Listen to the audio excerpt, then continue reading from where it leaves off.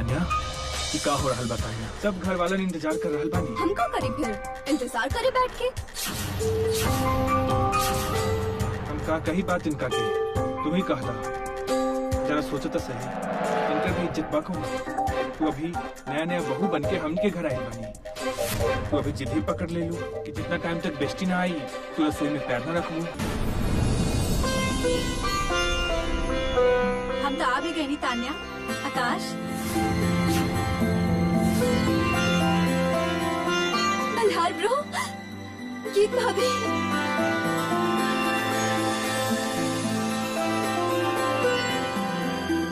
हमके पता रहे आप हमारे साथ ना छोड़ो। आप जरूर आए। आकाश, जेकरा साथे 9 साल पुराना रिश्ता रहे, जेकर हमारी जरूरत रहे, ये हमके शादी के मंडप में अकेला छोड़ के जाए खातिर तैयार हो गई। और जेकरा से बस 9 दिन पुराना रिश्ता रहे, जेकर साथ हम इतना बदसलूकी कहीं, इतना बेइज्जती कहीं, इतना कुछ गलत भी बोलनी, वो हमारे साथ ना छोड़ ले। हमार गीत भाभी, यहाँ तक कि हमारी शादी भी टूटे से बचैले। बस हमारी शादी ना टूटे, बस ये वजह से गीत भाभी, बस ये वजह से अब मेहरा हाउस में छोड़ के चल गई नहीं। तान्या, कौन बात नहीं, अभी बात के कौनो फायदा नहीं। तान्या, अब पीछे ना आगे देखा। अब ये तोहार परिवार बा और अपन ससुर जी के बात माने के तोहार पहला फर्ज बा। जोन जो ये लोग कही है तो के माने के ही पड़े, तो के उहे करे के पड़े। चला अब अपन पहला रसोई के रस्म निभावा। चल। हाँ, अब तो तू जैसन कहबू अब उन्हें फॉलो करे के पड़ी ना हमने के। हमरा के तो लगा था तोरा के घर में एगो रूम भी प्रोवाइड करे के पड़ी, काहे कि तोहारे इन-लॉज के घर तो बा ना तोरा खातिर। कोनो बात ना मासी जी, अगर हम आपके कहे के बिना आप ससुराल छोड़ ले ना तो फिर का बा? रहे खातिर हमार गांव वाला घर, हमार पापा जी के तो घर भी बाना हमरा खातिर। हमरा के तोहार स्टे की कोनो फिकर नहीं थे। हम तो रूम तोहरा के तब प्रोवाइड करब कि तोहरा के गो बैक होए के बाद का पता हमनी बहुरानी फिर कोनो बात की शर्त रख देवे कि जब भी भाभी आई है तब वही वर्क हुई। एक तरफ से हम माफी मांगत है मासी जी। दरअसल मेरा परिवार के लाडली बाड़ी ने तान्या, यही खातिर आप मेरा हाउस तो देख ली है ना, है ना? ये घर से तो कितना ज्यादा बड़ बाना। दौलत शोहरत बाही बाना, पैसा के कोनो मान लिखे बा। तो मेरा हाउस की बात कहे कर तारू, वो कौन सा तुम्हारा अपन घर बा? तो अपन घर की बात करा। आंटी जी, अगर बात गीत के खातिर हो रहल बाना तो हमरा एक बात बता लेवे जी कि गीत के घर पर ओकरा खातिर ना एगो बहुत बढ़िया कमरा बा, जहाँ वो सुख शांति से रह सकेली, हंस खेल सकेली, आराम से कंफर्टेबली। तो आप लोग के गीत के टेंशन लेवे की जरूरत नहीं।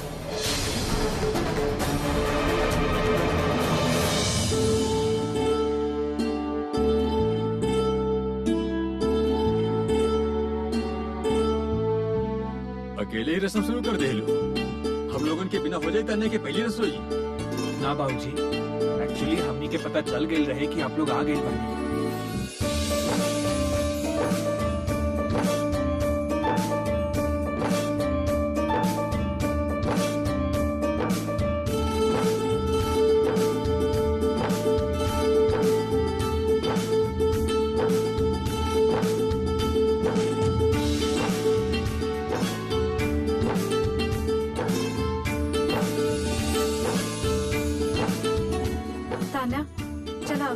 काम शुरू कर दे रसोई के। चलो। एक मिनट गीत भाभी, पहले हम आकाश से तो कुछ बात कर ली।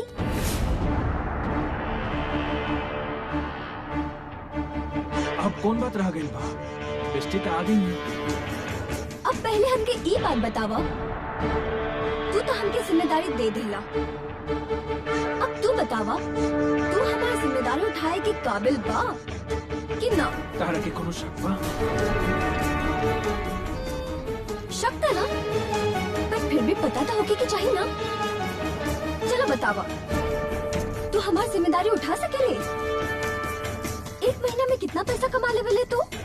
तहार मंथली अर्निंग का बा?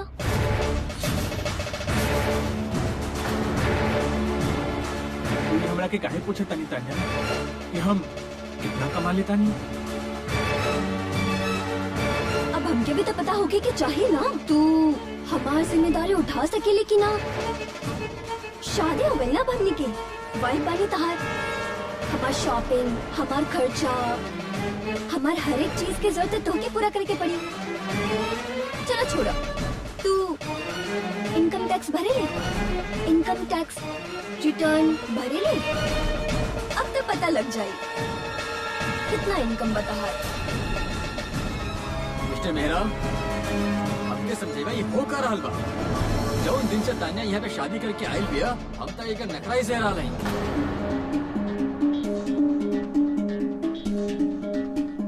तान्या, ये अब तो कौन सा नया बात छोड़ देले बड़ो? और हर साहब जी फिर टेक्स्ट टू का जा रहल बड़ी? एक्चुअली ये सब ना बहुत बड़ टॉपिक बा, बाद में समझा दे। हाँ तानिया, तू तो आकाश के अच्छा तरह से पहले से ही जाने लू, फिर ये बात करे के का मतलब? हाँ बेटी, चला आपन रसोई के पहला सगन करा, सबके दे कुछ खाए के। देव दादी माँ, जरूर देव हम, पर पहले हमके ये तब पता चल जाए जो हम पूछा तानी। ये सब ठीक नहीं के तान्या, वो हमारी बेइज्जती कर रहल बारू।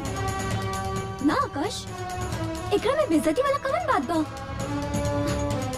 हम तो बस यही पता करे के चाहत रहनी कि सूजी ढोली के परिवार ज्यादा गरीब बा या फिर तहार। तान्या, अब तू अपन हद के बाहर जा रहल बारू। बस कर तान्या, ये का करे बाड़ू तू? हम कबो सोच भी नहीं के सकत रही तू ऐसे हरकत कर सकेलू। मम्मी जी अपन फर्ज निभा लेली, कोनो कसर नहीं छोड़ ली। तो क्या मम्मी जी तो ऐसा कुछ नहीं सिखेली ना? फिर तू ऐसा बात कहे कर रहल बाड़ू? तोहर ससुर जी परिवार का सोचे तोरा बारे? हाँ तानिया, तोहार भाभी सही कहत तारी। अरे बिटिया, ऐसा बात ना कही जाला। तू ये बतावा, पहले रसोई के रस्म आज करबू कि हम जाई? जाई जाई की बात है, जाई। वैसे भी आपके तो रस्म के बीच में छोड़ के जाए की आदत बना। शादी की रस्म भी बीच में छोड़ के चल गई, अभी भी चल जाए। का बदतमीजी बतानिया, तू अभी हमरा से लेके सुन लिया। तू अभी चला, चुप करके रस्म निभावा जाके। चलो रसोई में, हम तो रात से अब कुछ भी लेके सुने के चाहते हैं। चुप कर जा बस। हमकी कोनो बात करेगी बिना बागित भाभी? हम तो बस पूछा था नहीं कि वो दिन ये आपके घर से बाहर कर ले रहे ना, आज अपन बहू की भी निकाली है कि ना? तान्या, हम तारा सामने हाथ जोड़ता नहीं। जे काम करे खातिर हमने सब यहाँ पर खड़ा बनी, वो काम कर ला अब। पहले तू बतावा, हमारी जिम्मेदारी उठा सकेली कि ना? अब हम तहार वाइफ बानी, अपन मॉम डैड से तो पैसा ना लेब ना, खर्चा तो के ही उठाए के पड़ी। वो बिल तो सारा बात। अब तू बतावा, तू ये का करता रो? का हुआ था? अभी भी पूछ रहल बानी मिसेस मेहरा, आपकी लड़की अपन ससुराल वालन की बेइज्जती कर रहल बानी। चला बेटे, तू अपन रसोई में जा और आज पहली रसोई के रस्म करा। हाँ तान्या, चला चला रसोई में। अगर तुहार दिल में हमरा खातिर थोड़ा सा भी प्यार बा ना, तो अगर तू अपन पेरेंट्स की इज्जत करल बाड़ू ना, तो जाके पहला रसोई के शगन करा। ये जो तू बोल रहल बाड़ू ना, जो तू कर रहल बाड़ू ना, ये ठीक नहीं बा। ये का ठीक करी कुछ? हमने के का पता ना लगा था कि जो कुछ भी होता सभी ढोली की लड़की की वजह से होता। हमने पता ना कहाँ फंस गई ये गीत ढोली के चक्कर में। पर हमने खातिर गीत मेहरा बाड़ी हमार घर के बहू, और आप हमने के घर के बहू के ऐसा नीचे ना दिखा सकेंगे। आप फिर ये बात काहे शुरू कर देनी है? हमने तो अपन बहू के अपन पलकन पे बिठा के रखे बात तो आप शुरू करतानी। और साथ ही हम बहुत सुनने बानी तो हर बात कि तू लोग का ढोली ढोली लगा के रख ले बाड़ू। ढोल भी तो एगो म्यूजिकल इंस्ट्रूमेंट बाना, और ढोली ढोली म्यूजिशियन बाड़ी। बार म्यूजिशियन के सुनने खातिर तो आप लोग टिकट लेवत है ना, चाहे वो तबला वादक होके, चाहे वो गिटार बजावत होके, चाहे वो सितार बजावत होके, आप लोग टिकट लेवत है ना ओकरा के देखे खातिर। फिर ढोली ढोली की खातिर आपके दिल में ये सब काहे नहीं खेबा? बिल्कुल सही कहलस की अगर कोनो और इंस्ट्रूमेंट बजावे ओकर रुतबा ऊंचा होगा, लेकिन अगर केहू ढोल बजावे ना ओकरा आप लोग इतना नीचा दिखाई। ये सोचता ना मल्हार बेटा, ई समय ई सब बात करे के नहीं खे। पहले ही बहुत टाइम हो गई बा। तू अपन बहन के कह दा कि वो पहला रसोई के सगुन करे के कृपा करे। प्लीज अब मान जा, चलो रसोई में। अब तू जे कुछ भी कहता नहीं हमारा सब कुछ मंजूर बा। अब तो हर सारा खर्चा के जिम्मेदारी हमार बा। जितना तू मेहरा हाउस में अपन मर्जी से रहत रहलू अब तक, हम भी तहरा के अब अपना घर में हमेशा खुश रखो। फिर ठीक बा, हम बनाए पहला रसोई, पर हम सिर्फ खीर बनाए, सारा खाना ना।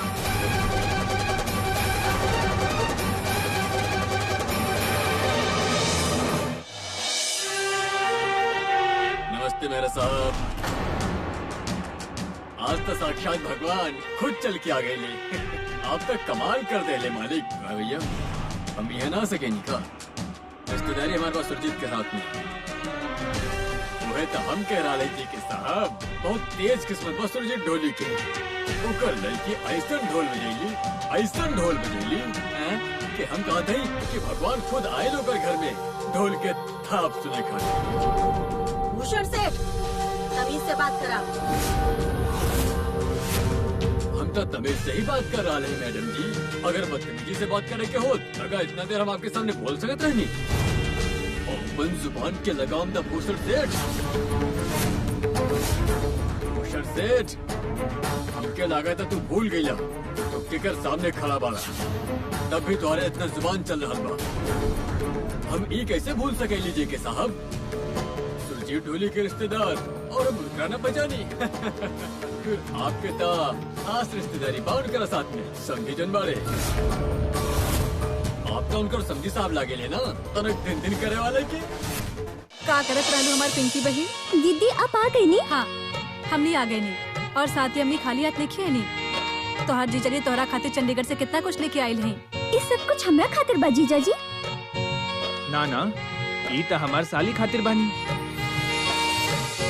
जेकर बियाह बा, जब वो तैयार होके अपन घर वालन के सामने जाई तब बस वो देखत ही रह जाई। हाँ देखिए ही कही है, लागत बा बहुत अच्छा बाड़ी, पर शक्ल एकदम भूतनी वाला बा। अरे रुका रुका रुका रुका, ये तू का कर रहल बाड़ू पिंकी? कल तो हर शादी बा और तू अभी ये बच्चा के साथ लड़ रहल बाड़ू टीटू के साथ है। चला आवा, आ तो क्या हम तैयार कर देते हैं।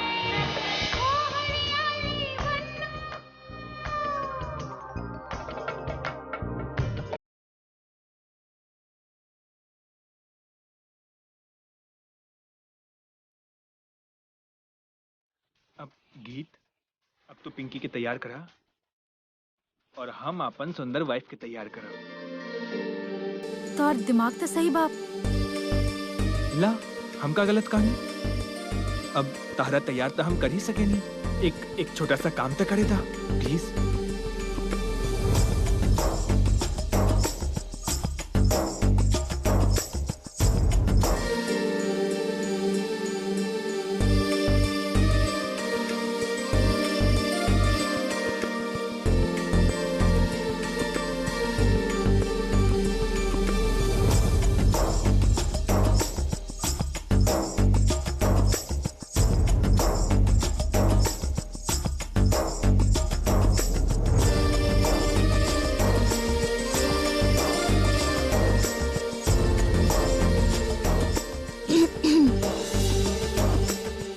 ढोली के रिश्तेदार और हम उनका न पहचानी।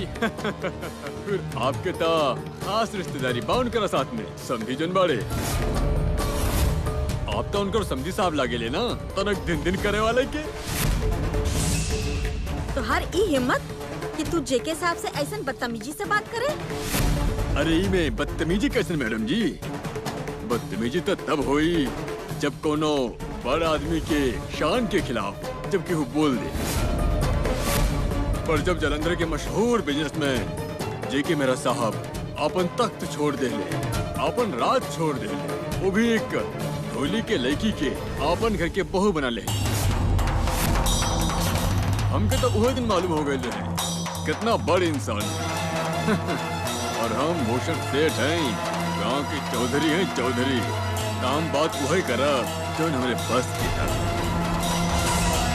आप बताइए, आपकी रिश्तेदारी में लड़की की शादी बा, दोनों मदद की जरूरत होवे तो बता दिया, कह दिया, हमसे जे हो पाई उतना मदद जरूर करो। भूषण सेठ, तू हमके भी जाने लना। हम लाठी मार मार के तुहार चमड़ी उधेड़ दे। जेल काट के आयल भाई तू कौड़ी के गुंडा जेके मेरा से बात करे के हिम्मत करेला। तुहार ये हिम्मत कोनो बात नहीं के जेके मेरा साहब, आज आपके दिन बा, आप हमारे कॉलर पकड़ सकेंगे, लेकिन याद रखिया जौन हाथन से हमार कॉलर पकड़ के हमके धमका रहल बाड़े ना, एक न एक दिन ये हाथ हमार सामने जुड़े हुए। होशियार!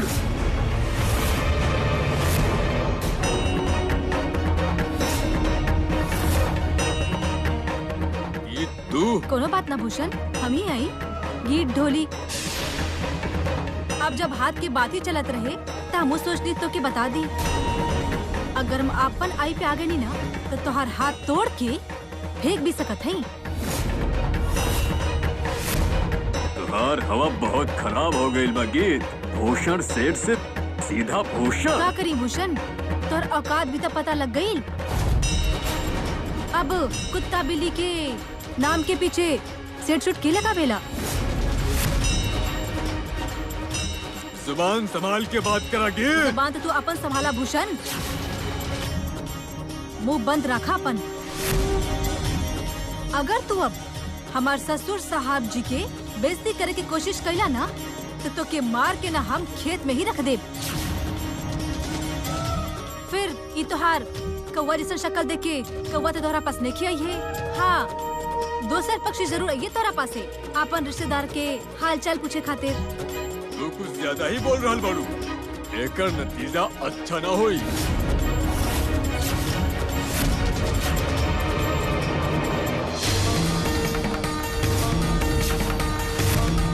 तू आज पहले नतीजा ही दिखालप है। तारा के पता बा भूषण सेठ, तारा जैसन बंदा हमार शहर में ना अपन काम नौकरी से ई उम्र तक रिटायर हो जाले। पता बा काहे कि ई उम्र तक वो कोनो काम करे के काबिल नहीं रहले। और तू यहाँ पर खड़ा होकर हमार सामने हमार पत्नी के उंगली दिखा के ओकरा धमकी दे रहल बा। काहे तू ई उम्र में हमरा हाथ से पीटे वाला काम कर रहल बा? एगो सलाह दी, चुपचाप यहाँ से बाहर निकल जा, दफा हो जा यहाँ से। मम्मी जी, पापा जी, हमके माफ कर दी। कौन सी बात की माफी बेटी? अब तू कौन बात के माफी मांग रहा बाड़ू बिटिया? आप हमार गांव आइले हमार छोटी बहन की शादी में और तोके कर मुंह लगे के पड़ गई। ई पता न काका बकवास कर ले हुई आपके साथे। तो के अगर कोनो भी बात दिल पे लगाओ की जरूरत नहीं खे। अरे एकरे जैसन कुत्ता बिल्ली तो भौंकत ही रहले। चला हम अंदर चला थे। चला मल्हार, अंदर चला थे। अभी तक जौन आपके मन में आए वो कह के जा रहा है, लेकिन याद रखिएगा अगर आपसे जमीन पे नाक न रगड़ोई ना तो हमार नाम भी भूषण सेठ नहीं खे। ओ जा भूषण, बहुत ही बात मत करा तू। गीत ढोली बानी हम, गीत ढोली। गीत ढोली सिर कटावे के जाने ली, लेकिन सिर झुकावे के नहीं जाने ली। और तोहार जैसन के आगे तो बिल्कुल भी ना। जेके मेहरा के बहू बानी हम, और हमार जे सिर झुक जाई ना हमार ससुर जी साहब जी के सामने, हमार माँ बाप के सामने और मल्हार साहब जी के सामने सिर झुकी। तोहार जैसन कुत्ता बिल्ली के आगे हम सिर झुकावे के नहीं खे सकनी। पापा जी, मम्मी जी, मल्हार साहब जी, चलिए अंदर चला थे। चलो चलो तानी। चला मल्हार आई सेठ जी, वो गीत के बच्ची आपके इतना कुछ बोल के चल गई और आप ओकरा के जवाब न देनी। आप बस एक बार संकट ढोली के हुक्म करी ना, पूरा गांव इकट्ठा कर देनी आपके खातिर यहाँ पर तक कहा ना शंकर ढोली, अगर यहाँ हम कुछ भी कैली तो हमार सारा बना बनाइल खेल बिगड़ जाए। असली कहानी तो आज रात में चालू हुई और वही कहानी कल पूरा दिन चली और खत्म हुई कल रात, जब हम पिंकी रानी के सुहाग रात के स्टेज पे बैठ गीत रानी के फोन कर। फिर देखिया केकर बाप आई पिंकी रानी के बचावे खातिर।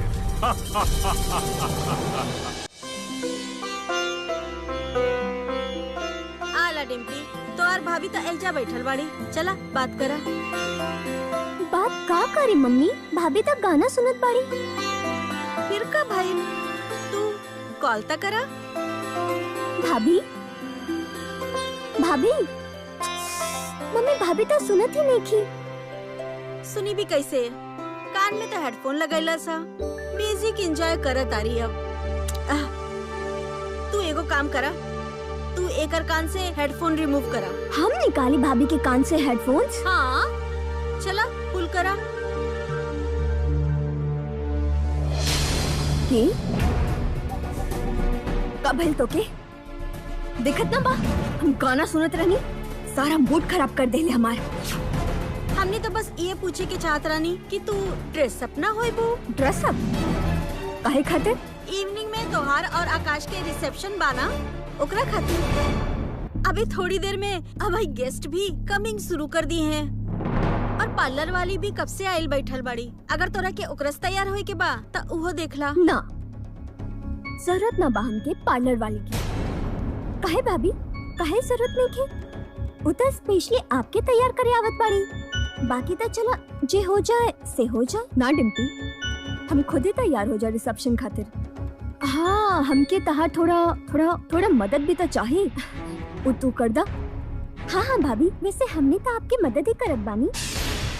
हमनी तो कब से त्योहार रिसेप्शन वाला सूट और दुपट्टा प्रेस करके त्योहार कमरा में रख देनी। हाँ आप बुकर फिक्र मत करें, वो हम खुद ही देख ले। कोई हेल्प करे तो उहो लायक ना करेलू तू। पता ना कहाँ से ढूंढ के ले आई आकाश आपन बीवी। कैसन लड़की बानी, ये तो आप देखले ही ना बानी अभी मौसी जी। तान्या मेहरा था भी घर में आए आप सबके सीधा करे खातिर।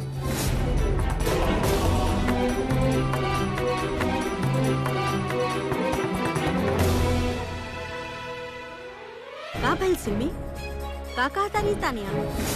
टाइम से तैयार हो जाइबो के ना? पार्लर वाली कब से आइल बैठल बाड़ी एकरा खातिर। बोलनी हाँ, पर वो कहता रही कि हम खुदे रेडी हो जाए। अपने आप तैयार हो जाई, लेकिन काहे? वो तो अब आई डोंट नो जीजा जी।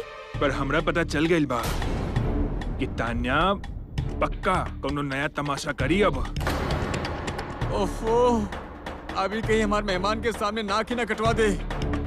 आकाश, आकाश। हे भगवान। हाँ जी बाबूजी, बताई। अब हम का बताई?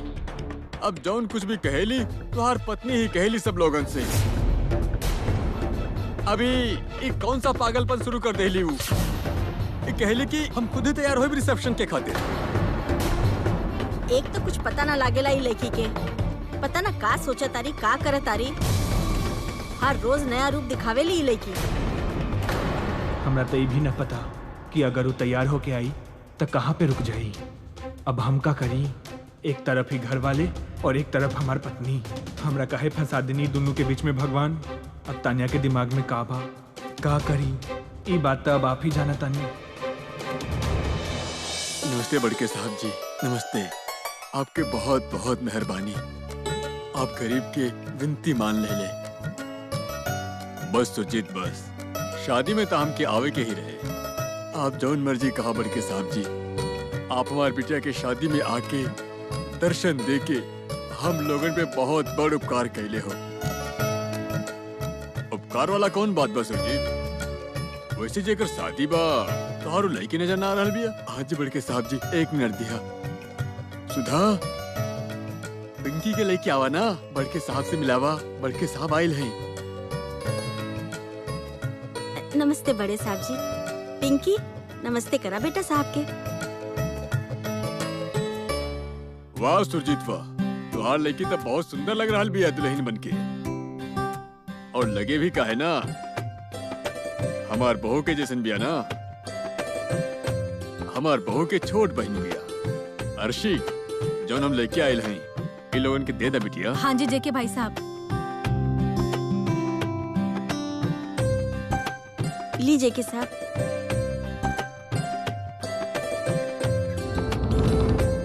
देखा बिटिया, ये तोहफा तोहरा खातिर बा। सुंदर लगल ना? पसंद बना तो के? हाँ जी, बहुत अच्छा बा। हे माता रानी, हमार लड़की के इतना अच्छा भाग लिखल बा। सोना के हार मिलल बा ओकर गिफ्ट में। और ना मिले के चाहिए का? ये हमार गीत के बहन भी छोट, एकर शादी में कोनो भी चीज के कमी न रहे के चाहिए। और एक बात और, इस शादी के सारा खर्चा हमार तरफ से हुई। ना पापा जी, इतना भार मत चढ़ाई हमने के सिर के ऊपर। भार? कैसन बात के भार बिटिया? ये तुहार छोट बहन बिया, हमार भी लड़की जैसन बिया। आपकी बात सही बा पापा जी। अब हमार छोटी बहन के खातिर ये सोना के नेकलेस लेके आयल हैं। पर हमार पापा जी ना बहुत मेहनत के साथ है हमार छोटकी बहन के शादी करे खातिर बहुत कुछ जोड़ले हैं। उनकरा के अपन बेटी के भेज देवे दी। एक खर्चा वाला बात करके उनकरा के ईमत एहसास दिवाई कि वो अपन बेटी के विदा नहीं कर सकेले सुख शांति से।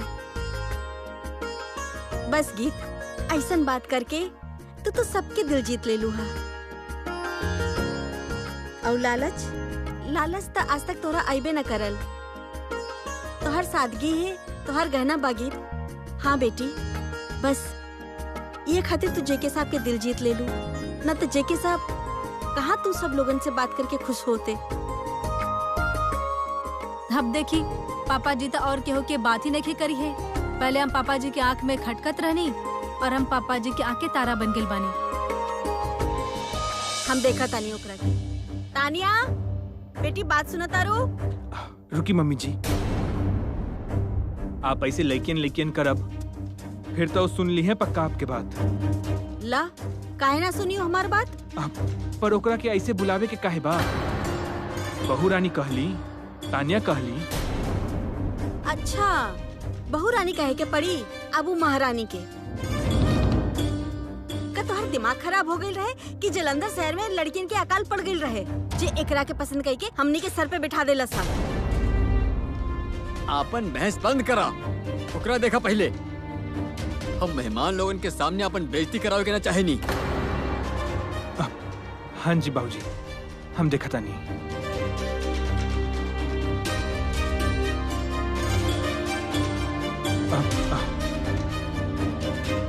तान्या, तान्या, बल्ले बल्ले, देख ला जगमोहन, तहार लइका मिस्री जैसन बुलावा तानी अपन घरवाली के। तान्या, तान्या, तान्या, अब तक भइलू ना तैयार? हाँ हाँ, हो गई। अगर हो गई तो बाहर आ जा फिर। अब तो बाहर लोग भी आयल शुरू हो गई नी। हम शेरवानी भी पहन लेनी और बाकी सब भी तैयार हो गई नी। प्लीज ऐसे मत करा, आजा बाहर। हाँ जी भाभी, दरवाजा खोली ना अब। बहू रानी, और कितना समय लगी भाई? दरवाजा खोल दो बेटा।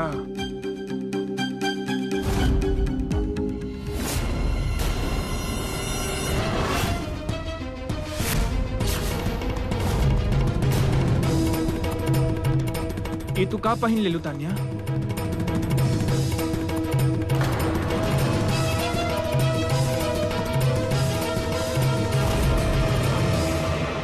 का भइल बहू रानी? अगर तू तैयार ना भइल रहलू तो दरवाजा खोले के का जरूरत रहे? तू तो अब तक सूट साट भी नहीं के पहनले बाड़ू, ना गहना पहनले बाड़ू। ई तू का पहन ले लू? हाँ तानिया, ई कौन से ड्रेस वेयर कैलू हा तू? ये हो का रहल बा वैसे? तैयार काहे ना भेलू तू अभी तक? हम तो तैयार बानी अंकल जी। रिसेप्शन पार्टी में हम ऐसे ही जाए।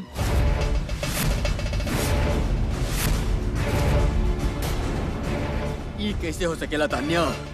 तोरा के शर्म नहीं आवत? ऐसा ओइजा जाके तोरा के ना भी आवेला, लेकिन हमने की इज्जत के तो कुछ ख्याल करला। सबके सामने तू ऐसन कपड़ा में जाके हमने की बेइज्जती कराईबू? काहे आंटी जी, हम केहू के बेइज्जती ना करवा सकेनी। दूसर के बेइज्जती सिर्फ आप कर सकेनी। हाँ, काहे? आपके हक बा, याद ना बा? भूल गई नहीं आप? कैसे हमने के सारा रिश्तेदार के सामने, दोस्त और सब जाने वाले के सामने आप हमारे पापा, जलंधर शहर के मशहूर बिजनेसमैन जेके मेहरा के नाम मिट्टी में मिलाए के पूरा कोशिश कर ले रहनी ना? तू हमसे वो बात के बदला लेवे के चाहेलू? ना अंकल जी, हम बदला ना ले पानी आपसे। हम तो बस आपके याद करावे की कोशिश कर रहे कि बस टाइम टाइम के बात होती। उस दिन हमारे पापा मजबूर रहे और आज टाइम आप सबके मजबूर कर देले। देखा बहू रानी, ऐसे मत करा। हमार बात सुना बेटी। आप तो चुप हो जाएं चाचा जी। चला, हम कुछ न बोला तानी, एक बात न निकाला अपन मुंह से। पर तू तैयार तो हो जा बहू रानी। आप कहत बानी ता हो जात बानी हम तैयार। पर तू आगे भी बता दा बेटी। अगर हम पूछनी तू फिर हमरा के चुप करा देबू। पहले आप बताइए, आज रात डिनर में का खिलाई बाबू? बस इतना सा बात? अरे तू कहा था सही, जलंधर के जौन रेस्टोरेंट के खाना कहबू उहे मंगवा के देहा। अरे मंगवावे के कहा था, हम खुद से लेके आए तहरा खाते। बस लावे से बात ना बनी चाचा जी। फिर स्वाद तो तब आई ना जब आप अपन हाथ से हमके बना के खिलाई। घर के बहू तो तू बानी बेटी। तो ये कहाँ लिखल बा चाचा जी कि घर के खाना बनाए की जिम्मेदारी बस घर के बहू के हो खिला? हमारे रसोई की रस्म है, हम तो पूरा कर देनी। अब आपके बारी बा चाचा जी। वैसे भी तो आप सारा दिन खाली बैठ के हमारे गलती गिनत रहे नहीं। ओ कितानिया बेटा, तार बाल बहुत लंबा बा और कपड़ा कितना छोटा बा। ठीक कहनी ना हम? ठीक बा बेटी, ठीक बा। बस फिर आज से बस आप लोग सब मिलके हम पे नजर ना रखब, हम भी आपके पूरा परिवार पे नजर रखब। नजर रखबा? ये सब कुछ का कर रहल बानी तानिया? ऐसन थोड़े होला तानिया। अब तो सब कुछ ही रिवर्स करा तारू। प्लीज भाभी, अब आप ऐसा मत करें। बैंकॉट पे बुक कर ले बानी आपके खातिर। मेहमान भी आवे लग गए होगी अब तक। अब लेट मत करें, जल्दी जल्दी तैयार हो जाए। ना डिम्पी, ना लेट होकर बन्नी। पहले चाचा जी के कुछ बना के खिला ले बता हमके। जब मर्जी बना के खिला दे हमके, ना तो फिर हमने सरसों के साग और मक्के की रोटी पे आ जाए। ना बेटी, हमार बात तो सुना। हम ना ताया जी, हम बनाए खाना तानिया खातिर। ना आकाश, तू कुछ ना करबा। जे कुछ भी बनाई है ना, चाचा जी बनाई है। ऐसा नहीं करा था नहीं? आज पनीर की सब्जी खाई जाए, ठीक बा ना? आज कल भी मतलब हम ही खाना बनाए? हाँ जी बिल्कुल। कल आप आलू के पराठा बना लिया, हाँ? और फिर परसों आपके किचन में छुट्टी और मंदिर की ड्यूटी। परसों से आप भजन कीर्तन में लग जाइए। भजन कीर्तन? हाँ जी बिल्कुल। आपकी याद ना बा, हमसे तो इतना कुछ करवाले रहनी आप, और जे आप हमरा से करवाले रहनी, वो सब कुछ आप करब। तानिया, बहुत हो गई लब। जे भी बात करे के रहे ना, वो अपन हद में रह के करा। हाँ तान्या, अब तक तू सीधे सीधे बदतमीजी कर रहल बाड़ू। ओहो, हम बदतमीजी करत बानी? हम तो भूल ही गइल रहनी कि बदतमीजी करे के हक तो बस हमार ससुराल वालन के बाना। बस करा तान्या। बस आप कहले रहनी बस, जब आप सब लोग इकट्ठा मिलके हमार गीत भाभी की बेइज्जती करत रहनी। जब तक तू मेरा हाउस में रहबू तब तक आकाश के शादी तान्या से न हो पाई। हमके याद बा अंकल जी, हमके सब कुछ याद बा। कुछ भी भूलनी ना हम, और कभी ना भूल सकेनी। जिगरे साथे 9 साल पुराना रिश्ता रहे, उधर शादी के मंडप पे अपन पापा के कहला पे भागी खाते तैयार हो गए रहे। अगर तू हमरा साथे वापस न चलिहा तो हमार मरल मुंह देखिया। आप सब तक आ जाई थी वापस, पर सोचनी हमार का होखत। हमार पास तो कोनो रास्ता न बचत रहे ना अपन आप के खत्म करे के सिवा।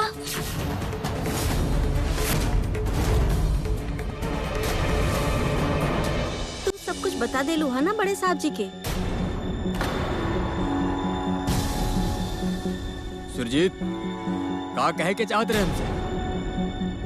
मम्मी जी रहे दिन अब बारात के आवे के समय हो गइल बा, ये बात कहे छड़ रहल बानी। का भइल गीत? बात का बा? हाँ सुरजीत, कौन बात बा? अरे बताओ तो हमसे। ना पापा जी, कुछ भी नहीं की भइल बा, होए के का बाप। हमके तो ई नहीं समझ में आ रहल बा कि मम्मी जी इस समय बात काहे छड़ले बाड़ी। हाँ जी बाबूजी, अब तो सब कुछ सुलझ गई। हमने पुलिस के कंप्लेन कर देनी। डोंट वरी बाबूजी, आप टेंशन मत ली। पुलिस के पता लग ही गई बा, वो खुद ही संभाल लीजिए। मल्हार साहब पूरी बात पुलिस से कह देले हैं। अरे क्यों भी हमरा से बताई के ना, आखिर माजरा का बा? पुलिस से कंप्लेंट कौन बात से कहले हो तू? सुरजीत बतावा कौन बात बा? रहे दिन पापा जी, शादी के समय बाप और ऐसन बात। ना गीत, अगर कोनो बात बात हमसे बता दो। बाबूजी अब हम का बताएं, हम तो वहाँ रहबे न करी। केहू गीत दीदी के मारे की कोशिश कर ले रहे।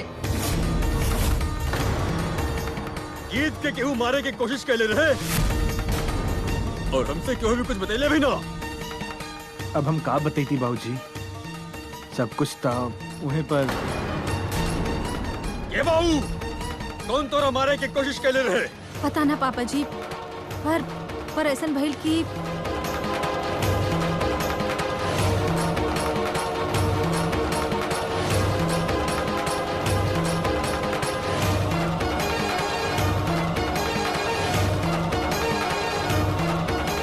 बड़ी अजीब बात बा। ये घर में इतना कुछ हो गई और हमसे क्यों भी बात कई जरूरी ना समझलस। तू बताओगी, सुरजीत तुहार बाबूजी बारे, मल्हार तुहार पति बारा और ये तुहार परिवार बारा, पर हम तुहार कुछ ना लगे नहीं। गीत, अगर तोहरा कुछ हो जात तो हम सबके का होत? अरे कम से कम आप लोग ये तो सोच लेते कि हमके भी ये बात के मालूम होवे के चाहिए रहे कि ना। ना पापा जी, उन्हें यहाँ पे। अरे रहा अब तू कोनो बात ना बनावा। पहले भी तो इतना बड़ बात सुना कि हमके इतना बड़ झटका दे दिले बारू। तू बतावा, तोरा कब अपन घर में हम बिटिया जैसे प्यार न देनी? हम क्या लगा था कि अब तो के ताना सुनावे के बाद ही तोरा के सुधारे के पड़ी। बस जेके साहब, बस शांत हो जाइए आप। शांत हो जाई? कैसे शांत हो जाई जसलीन जी? इनका से पूछा, अगर एकरा कुछ हो जाता फिर हमार का होत? हम तोहर बाबूजी नहीं खे तो हमसे काहे बात छुपाइले बारू तू? ना पापा जी, हम बता दे आपके वो पिंकी के शादी बात। हम सोचने की शगुन के टाइम में ये सब बात काहे करब हम। पुलिस के तू तो सब कुछ बता देलू ना? हाँ जी पापा जी, पुलिस के तो कंप्लेंट कर देले बानी हम। तो के का लगा था एक अगर काम हो सकेला? कहीं वो भूषण सेठ ये काम अकेले नहीं कर सकेला। इस साजिश में ओकरा साथ केहू और भी रहे, और ई बात पे हमके शक ही ना पूरा यकीन बा पापा जी। बताओ फिर और कौन शामिल बा इस साजिश में भूषण सेठ के साथ? सिमोन।